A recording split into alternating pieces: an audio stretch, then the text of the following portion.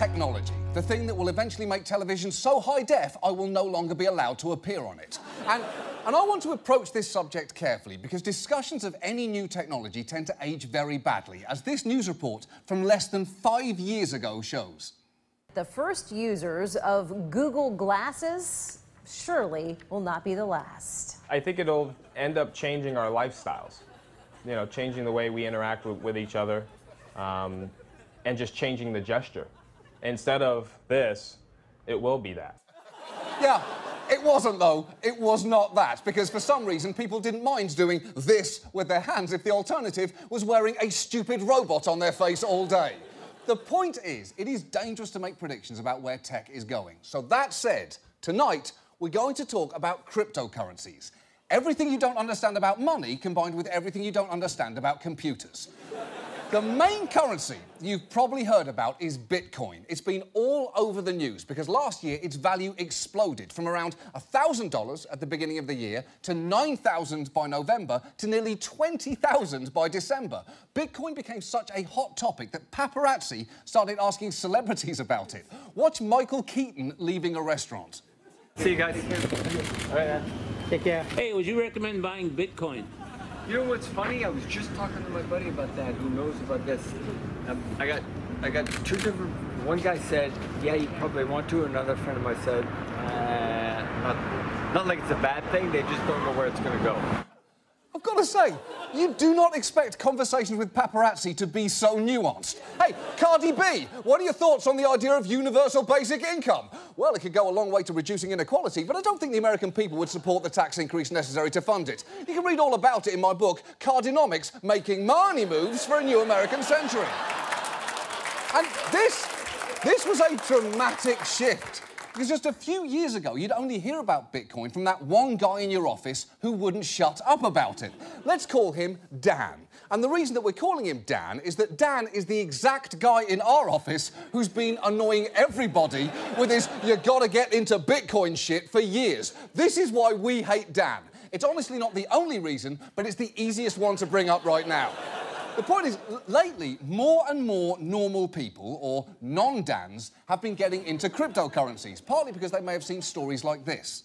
Dylan Fine is living the dream. I had that Mitsubishi Eclipse, my windows didn't work, my AC didn't work, right? I had to open my doors just to get food at the drive-thru. Everything changed when he met a friend who introduced him to Bitcoin. I turned $350 into $12,000. He became a millionaire at 24. All by investing in Bitcoin. I can literally put in a trade, wait a few hours, let the exchange rate fluctuate, and I'm actually able to profit from the world's largest financial market in the world. Yes, that man is apparently a millionaire now, which is presumably why he's being interviewed on the most expensive outdoor swamp log in South Florida.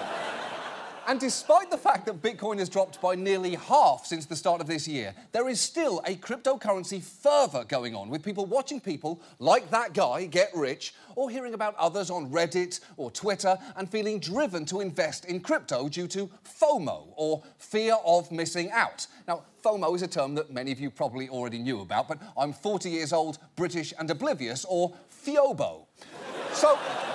So with all this excitement and curiosity, we thought we'd try and explain a few things tonight. Bitcoin, blockchain, the technology that allows it to exist, and cryptocurrencies in general. And I'm going to be simplifying things a lot here. So let's start with Bitcoin, which is a digital, decentralized currency. That basically means Bitcoin only exists as computer code, and there is no bank or government creating or controlling it. And I know that this is already a little hard to understand, so I'll let this man in a Bitcoin suit give you a surprisingly decent explanation. I'm a virtual currency. Worldwide, you can send for little to no fees. Open source, not controlled by any government, corporation, or individual. It's financial freedom, bro. Thanks, bro. That is a nuanced and accurate explanation of a complex topic delivered with the help of a man in a stupid costume, and I would love to make fun of that, except it's literally the entire business model of this fucking television show. And look, you may at this point be thinking, but wait, how do you make money from Bitcoin? To which Dan would say, you just trade it on exchanges like any other currency. And if you then asked, well, how does it have value? Dan would reply, how does any money have value, man? And then he'd say, call me the brain fillator, because I just blew your fucking mind. To which you'd say, forget I asked, Dan, you're absolutely gross, I hate you. But the problem is, Dan is kind of right. Like most currencies, the fundamental reason that Bitcoin has value is because people agree that it has value. In fact, at the moment, it's really being treated more like a speculative investment than a currency. Think of it like Beanie Babies. Why is this Beanie Baby currently being offered for sale on Etsy at a price of $15,000? Well, because its owner thinks that someone will pay that for it. And you know what? That owner was absolutely right. I'm kidding. I just bought this at a yard sale for $10,000. I'm not a complete idiot. And look, while Bitcoin is very interesting as a concept, there are still some complicated technical issues to work out before it can become a usable everyday currency. Just look what happened in January.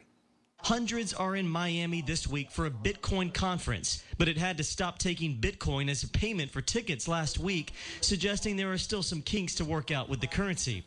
It's true. A Bitcoin conference stopped taking Bitcoin, which is a red flag, since that's the one place you'd think it would be accepted. It's like when I tried to pay for access to the Republican National Convention using Ronald Reagan's dusty skeleton bones.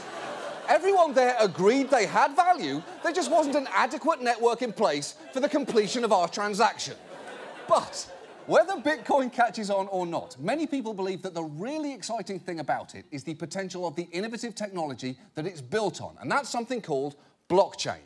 Now, normally, if I wanted to send money to someone across the world, a bank would need to verify that transaction, and it could take days. But with Bitcoin, it is vastly faster because no bank is involved. And that is because blockchain technology allows a record, or a ledger, of every Bitcoin transaction ever made to be stored not in one place, but across vast numbers of computers. That is part of what people mean when they say Bitcoin is decentralized. And decentralization has a lot of theoretical advantages, from speed to security. The key point here is that this is a distributed ledger. There is no central server. All the other ledgers that we have, all banking ledgers, all company ledgers, they all sit and reside inside that company, which means they have one point of attack. They can be hacked. JP Morgan was hacked by cyber thieves not so long ago. Home Depot, Target, we've had all these companies get hacked, precisely because there's one central repository of information. The Bitcoin ledger resides on thousands of computers. You can't hack that. And when you think about it, that sounds great. And because of the complicated process the network uses to verify records, it is very secure. Now, relax. I'm not going to get into what that process is or how it works, but I will share a really helpful, really dumb metaphor for why it is safe. The way I like to think of it is that a blockchain is a highly processed thing, sort of like a chicken McNugget. And if you wanted to hack it, it'd be like turning a chicken McNugget back into a chicken. Now, someday someone will be able to do that, but for now, it's going to be tough. Hold on. That is an absolutely horrible thought. So why is that reporter so happy about the idea? Because if anyone ever figures out how to turn a chicken McNugget back into a chicken, that chicken is going to be fucked up. He's going to spend the rest of his life suffering from PTSD and writing haunting poetry about the experience. The things I saw, buck, buckaw. My body is whole, but what of my soul? So very basically, that is the blockchain, a database that is nearly impossible to hack or tamper with, and which could possibly improve security, efficiency, and trust. That is why big companies like Walmart, IBM, and JP Morgan have all been experimenting with blockchain as a way to potentially share and secure data and transactions in a reliable, easy-to-access way. But it is still very early. No one yet knows what blockchain is really capable of. Honestly, don't worry if you still don't understand it. Most people don't. Dan thinks he does, and sure, he'll throw around terms like supply chain management, and it makes me want to punch him in his fucking face. Stop leaving printouts of Reddit threads on my desk, Dan. You know I'm just throwing them away. I hate you! The problem is, there is now enough excitement around the very word blockchain that it's become a magnet for investment. Reuters found that existing companies that merely added the word blockchain to their name saw their stock price, on average, increase more than threefold. And one of them was particularly dumb. Long Island Iced Tea renamed themselves Long Blockchain, and guess what happened? Yeah, their stock tripled. Wow. I'm just gonna say it. To people who watch markets, this seems so stupid it's not even worth reporting. Yeah, well, I don't care how stupid it is, it clearly works. That is why from now on, this show will be called Last Bit Tonight with Blockchainiver. Triple the ratings! Triple! Take that to the bank! So now, at this point, you know basically what Bitcoin is, it's the future, bro, and why people are excited about blockchain. It won't let people chicken up your nugs. But you might still be wondering, well, what about all the other cryptocurrencies that I've heard about? OK, well, the key software to create a coin is open source, meaning that just about anyone can create one. So they have done that. There are now over 1,500 cryptocurrencies that you can buy with names like Titcoin, Trump Coin, Jesus Coin, Insane Coin, Electronium, Wax, Particle, Deep Onion, Snovio, Pluton, Nubits and Clams. A list so insane that you can't tell which ones are real and which are made up because they're all real. I didn't make any up. I tried to come up with a dumber name than Deep Onion and it just can't be done. And look, not all of these coins are like Bitcoin, just hoping to be the next currency. Oftentimes, startup companies will sell a coin to try and raise money as an alternative to issuing stock. And sometimes those coins are meant as tokens to be used for services that the startup might eventually provide. Kind of like the tokens at Chuck E. Cheese, only virtual and not redeemable at a rat-based food emporium. It has become incredibly easy to issue coins, so companies are doing it a lot. Initial coin offerings, or ICOs, raised over $6 billion in 2017, with one company raising $35 million in under 30 seconds. Normally, when someone makes that much money that fast, they did it by walking up to Bill O'Reilly, sitting in silence for 26 seconds, and then saying, "I recorded our phone calls." But the vast majority of people buying these coins are not paying much attention to the details of the startups they're attached to. They are just responding to the huge fervour. And there is a lot of it. There is an entire online subculture of YouTube personalities and subreddits that have a cult-like devotion to buying these coins. And if you stumble into one, you'll find they have a whole shorthand. One key term is HODL, based on a misspelling of hold. This is a foundational principle. Don't sell when prices drop. Instead, hodl in the face of FUD, fear, uncertainty and doubt. Otherwise, you might miss out when the coin moons or rockets up in value, meaning you'll get wrecked or lose money and never be able to afford the trader's ultimate goal, a Lambo, which is short for Lamborghini, because of course it fucking is. And if you are thinking that these terms belong in a rap video, some crypto traders agree. Throw your hands in the air, man, if you down with the blockchain. I ain't got time for the haters, man. We about to grow to 1 million. Hodl gang, hodl gang, hodl gang. Tell me, are you down with the crypto? Hodl gang, hodl gang, hodl gang, hodl gang, hodl gang, hodl gang, hodl gang. Cool. And I've got to be honest there, it is hard not to watch that and deep down want to be in the hodl gang. Hodl gang, hodl gang, hodl gang. The point is, many people are buying coins for no reason other than that other people are buying them. And this mania has gotten to the point where even a coin started as a complete joke like Dogecoin can rocket up in value. It's named after an internet meme that was popular at the time, a photo of Shiba Inu with colourful comments written in broken English around it, as you can see. Now, Dogecoin's total market value has almost doubled since the start of this year to over $2 billion. There appear to be no obvious reasons for this. Yeah, that's because there were no obvious reasons. The whole point of the coin was to make fun of how people will buy anything, and then people did exactly that. That is no less ridiculous than if you started a joke band after the Beatles called the Woofles that was all St. Bernards, and they went on to have 40 #1 hits and were knighted by the Queen. This is clearly ridiculous, but for investors it's also potentially dangerous, because right now this market is essentially the Wild West and ripe for exploitation. For instance, it can be easy to manipulate the value of certain coins through things like pump and dump schemes. Regulators crack down on those when they happen with stocks, but they've been slower to act in the crypto market. And that may explain why some groups have felt perfectly comfortable posting videos like this. Welcome to Crypto Calls, a leading cryptocurrency pump group, where we skyrocket the value of coins for 6 hours at a time. For information about our weekly pumps, including the name of the coin we are pumping, follow our Telegram channel. Once released, be sure to buy the coin as quickly as possible.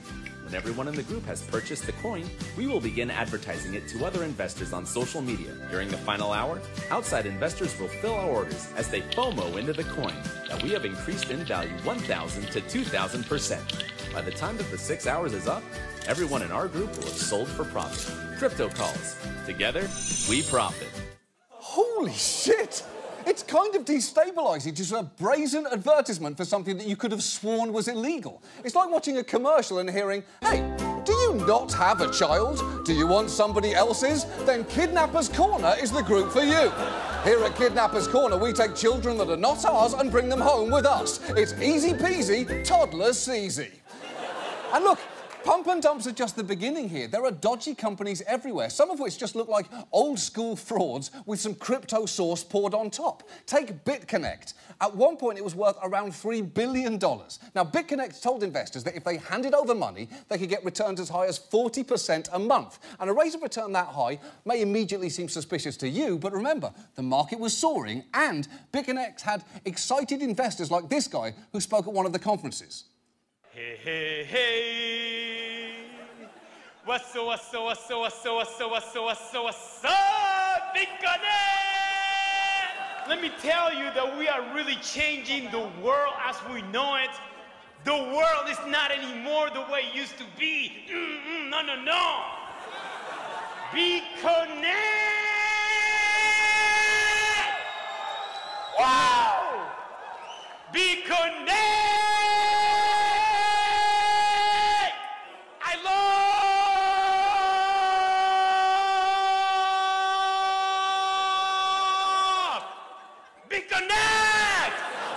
Yes. The last time I saw someone that irrationally exuberant about a major commitment, he was roughly 7 years away from divorcing Katie Holmes. Yeah, and I don't blame him for anything there. He's got a good head on his shoulders. You stay clear, Tommy. Stay clear, my boy. Now, that man's passion has become famous in the crypto world, as well as his conviction that the business he'd become involved in was 100% legit. I am saying to so many people who said that this was going to be a con artist game, that this was going to be a scammer game. Hey, you're going to lose all your money. My wife still doesn't believe in me. I'm telling him, honey, listen, this is real. No. That's a scam. Then I said to myself, you know what? When I am starting to put $10,000 a day on her, right on her, on her table, then she's going to say, whoa! Oh, women, am I right? Always nagging you not to get sucked into get-rich-quick schemes, leaving your marriage in a state of financial ruin. La, la, la, la, la. Big Connect! Now, this will not surprise you. BitConnect essentially collapsed. Regulators in 2 states issued cease and desist orders, and BitConnect's reportedly been labelled a Ponzi scheme by many in the industry, something nobody had any reason to suspect from their promotional material, except that it featured this actual illustration of their bonus system, which seems to just be a picture of a man coming up with the idea for a pyramid scheme.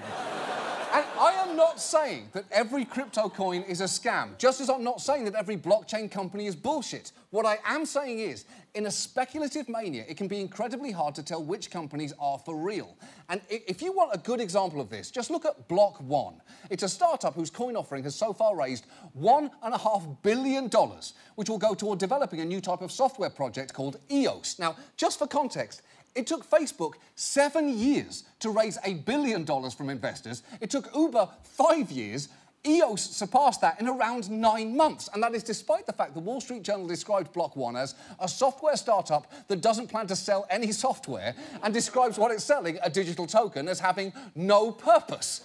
And while the company insists that EOS will be the most powerful infrastructure for decentralized applications, which they say will be usable, it hasn't launched yet. So you sort of just have to take their word for it, and they do talk a big game.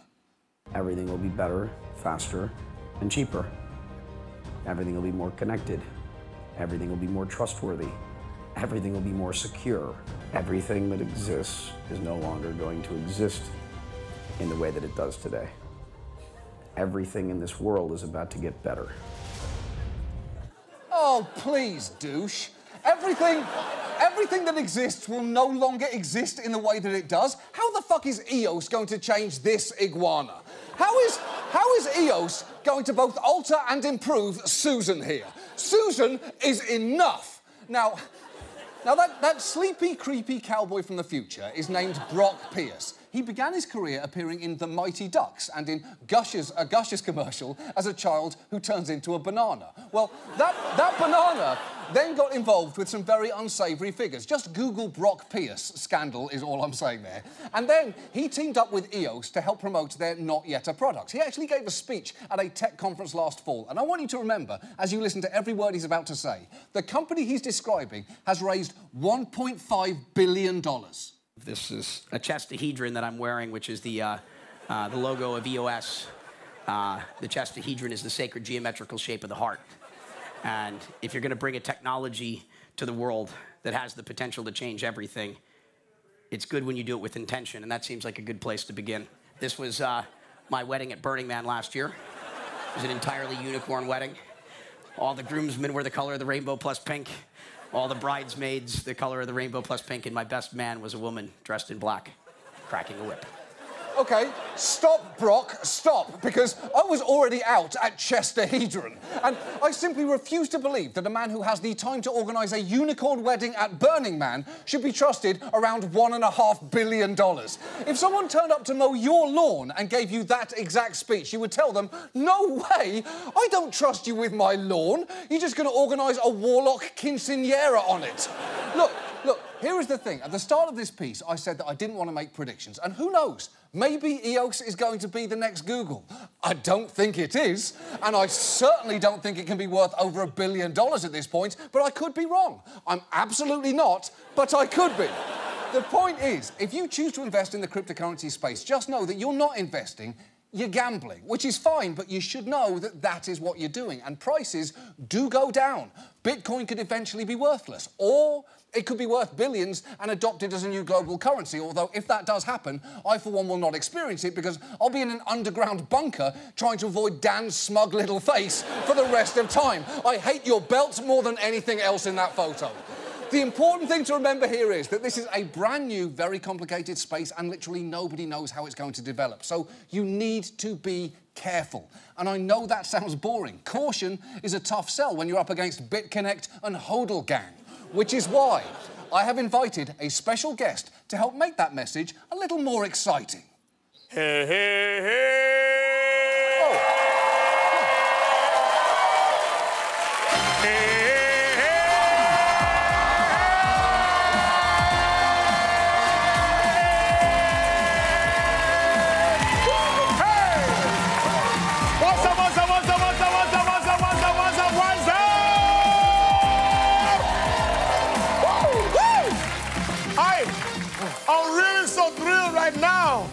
To be sharing this super exciting, hunky-dory magic Mike moment with all of you. Wow.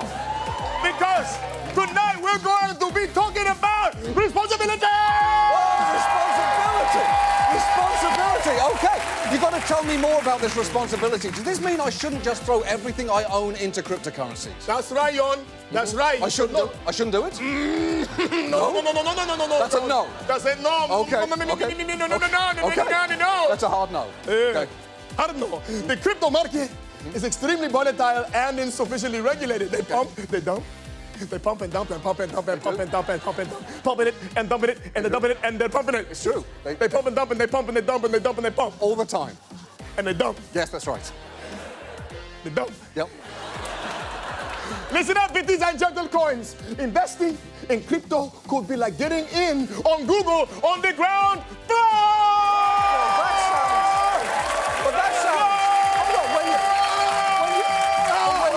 When you say that sounds absolutely great. Or it could be like getting in on Google Glass on the ground floor, and that turned out to be a one-story building. That was a single. That was a single story. So let's break this down. What is the big lesson here?